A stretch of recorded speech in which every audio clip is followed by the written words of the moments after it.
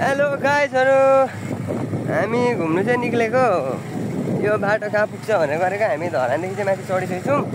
तर यो बाटो गएको त अर्का घरमा पुगेको नि। ओ नो सेरेक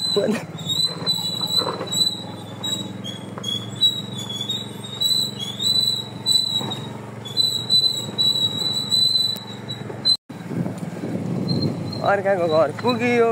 त्यही भएर हामी फेरि ब्याक गयौँ गाइजहरु है। अब हामी अर्कै ठाउँ जाने प्लानिङ गऱ्यौँ। यताबाट चाहिँ नजाउँ, दुःखै पाइन्छ है भाइ। यो बाटो पनि जाँदैन, ढुङ्गा गाडी पछि।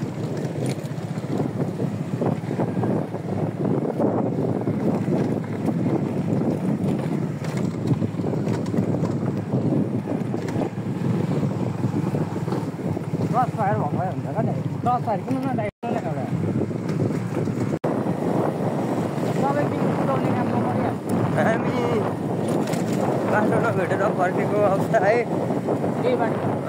यहाँबाट हामी अब अर्को रुट चेन्ज, हामीले बाटो चेन्ज गरेको। हामी अब माथि जान्छौँ है।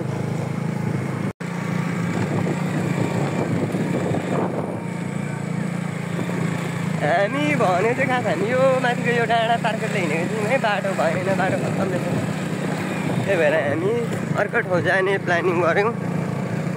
हामी बाटो चेन्ज गर्दै हाम्रो धरान दामी छैन भाइ। धरान काठे पुलबाट हेर्नेको त उतापट्टि जाने त उता हो नि। आमा कहाँ जङ्गलहरू डाँडाहरू पहाडको बाटो वाउ, यो बाटो जाने क्या। अब यहाँबाट हामी अस्ति माथि गएको थियो। हामीले चिया अलिक तलतिर खाएको। सचिन हामी यता आएको थियौँ अस्ति नै।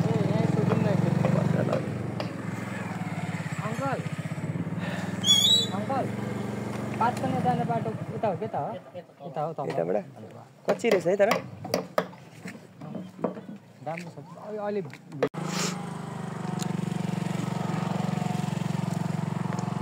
वाउ,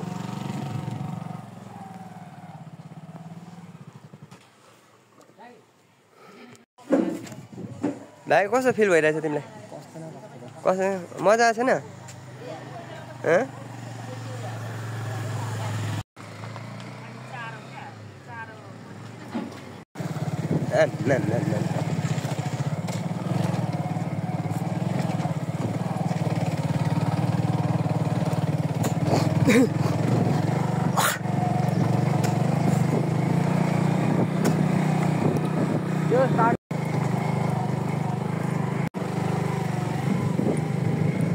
वाउ,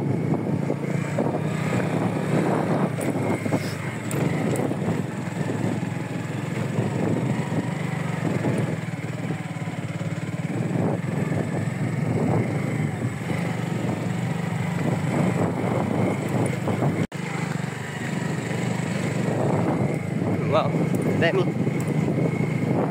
चिसो भयो है। दामी।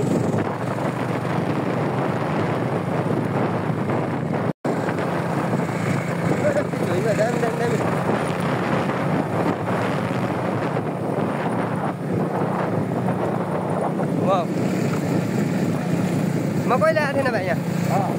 कहिले आएको छुइनँ क्या। दामी दामी दामी।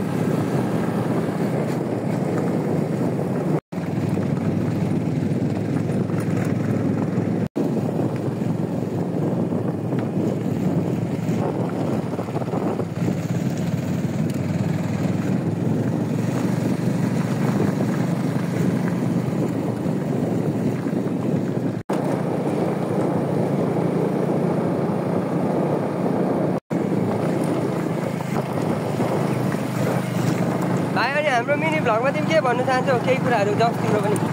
केही भन्न चाहदिनँ। के भन्नु चाहनु? मजा आइरहेछ नि। दामी दामी दामी दामी दामी।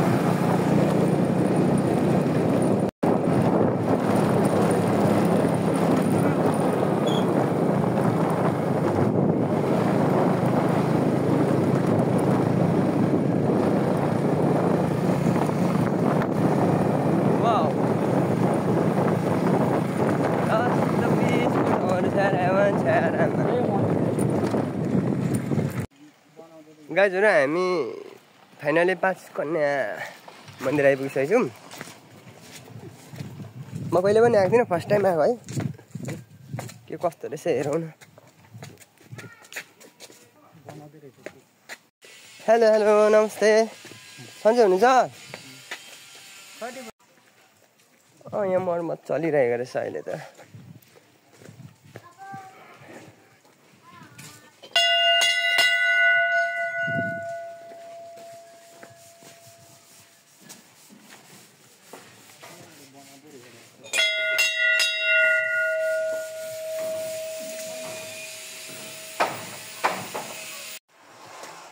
फाइनली हामी 5 कन्या उयो गरेर पनि हामी फर्किँदैछौँ। खासै अब यो छैन, पहिले अब सबैले राम्रो छ भन्छ, राम्रो त राम्रो रहेछ, तर निर्माण हुँदै रहेछ। ठिकै छ, नेक्स्ट टाइम आइन्छ हामी। निर्माण भइसक्यो। फाइनली अब हामी 5 कन्याको पनि हेऱ्यौँ है, छिर्यौँ। अब हामी हाम्रो राजकुमारी स्टार्ट भइसक्यो। अब हामी लाग्दैछौँ अलिक हामी 5 कन्या मन्दिर छिरेर अब थोरै उकालो जान्छौँ। यता माथितिरको पनि के रहेछ हेरौँ भनेर है। कहिले आएको छैन, कहिले काहीँ घुम्नु पाउँछ त हेर्ने भनेकै, घुम्ने भनेकै सधैँ पनि घुम्नु पाइँदैन। त्यही हो।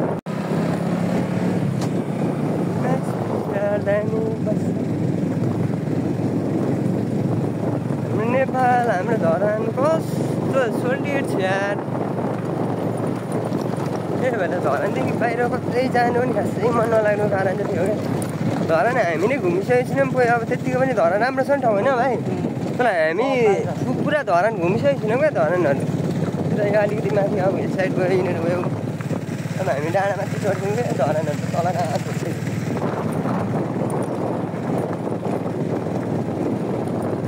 तलबाट देखिने त्यो हेर न, त्यो डाँडा छ नि उ त्यो यिनीहरू हेर त नि नजिक आइसकेपछि तलबाट त देखिँदैन नि।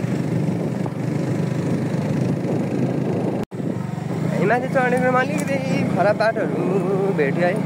राम्रै बाटो होला भनेर आएको, अलिक अफरोड रहेछ यतातिर होइन। ठिकै छ, अलिकति अगाडिसम्म हेरौँ के कस्तो छ। राम्रो छ भने अब अलिक माथिसम्म जाउँला, नत्र भने हामी यहाँबाट फर्किनुपर्छ, ब्याक हुनुपर्छ।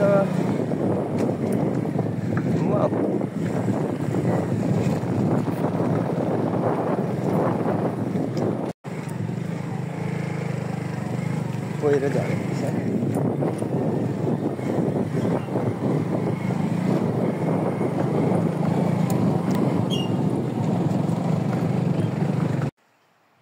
ठिकै छ, हामी धेरै माथि चढिसक्यौँ है। बाटो अलिक खराब छ। यता माथि चाहिँ दानाबारी पर्छ अरे भनेर भर्खर सुन्यो।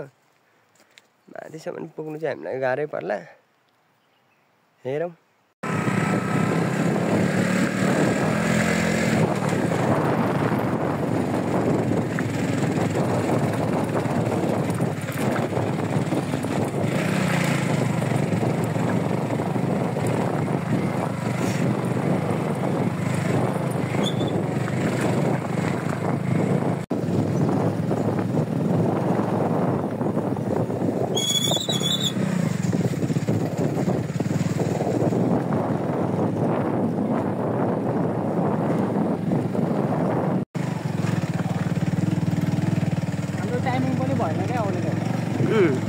थोरै ढिलो भयो।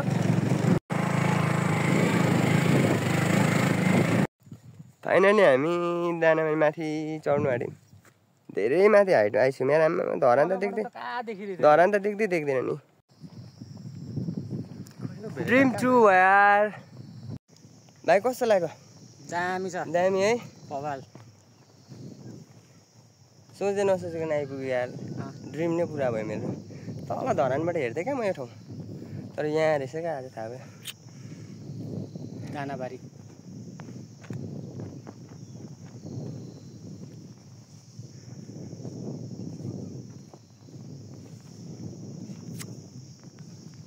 के भन्नु, केही नभन्ने। अब्बर खुसी लाग्यो